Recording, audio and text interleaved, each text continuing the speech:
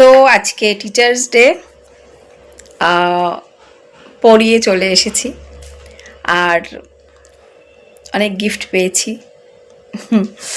তো ভাবলাম তোমাদের সাথে শেয়ার করি।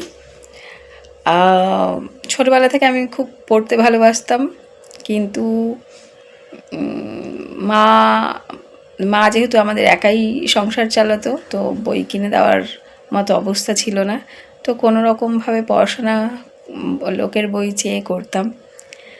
তো এই রকম করে এইচএস করেছি, গ্র্যাজুয়েশন করা হয়নি, কিন্তু তারপরে টিচার্স ট্রেনিং থেকে শুরু করে সব কিছু করেছি, নিজে নিজে সব শিখেছি।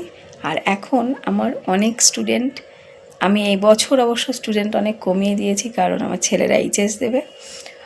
তো এই জায়গাটায় পৌঁছাতে ভগবান আমাকে সাহায্য করেছে, আর আমার নিজের প্রচেষ্টা অবশ্যই আছে। তো আমার স্টুডেন্টদের আমি শুধু একটাই জিনিস বলার চেষ্টা করি, যে নিজের চেষ্টা থাকলে অনেক কিছু করা যায়। তো আমি যেইভাবে একবেলা খেতে পারতাম আর একবেলা খেতে পারতাম না, এরকমভাবে করে আজকে এই জায়গায় এসেছি। তো সবাই পারে।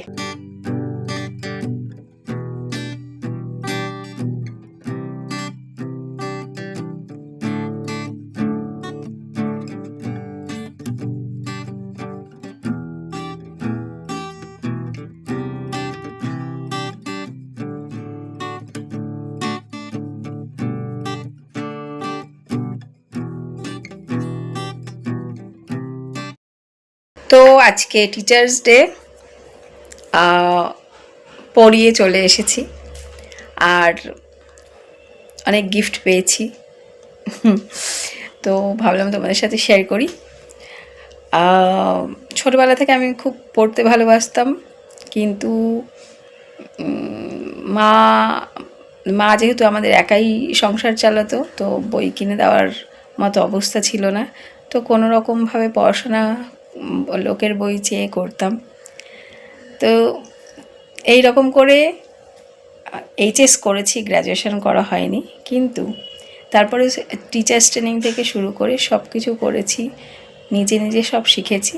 আর এখন আমার অনেক স্টুডেন্ট, আমি এই বছর অবশ্য স্টুডেন্ট অনেক কমিয়ে দিয়েছি, কারণ আমার ছেলেরা এইচএস দেবে। তো এই জায়গাটায় পৌঁছাতে ভগবান আমাকে সাহায্য করেছে, আর আমার নিজের প্রচেষ্টা অবশ্যই আছে।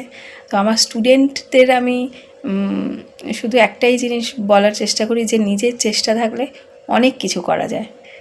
তো আমি যেইভাবে একবেলা খেতে পারতাম আর একবেলা খেতে পারতাম না, এরকমভাবে করে আজকে এই জায়গায় এসেছি। তো সবাই পারে।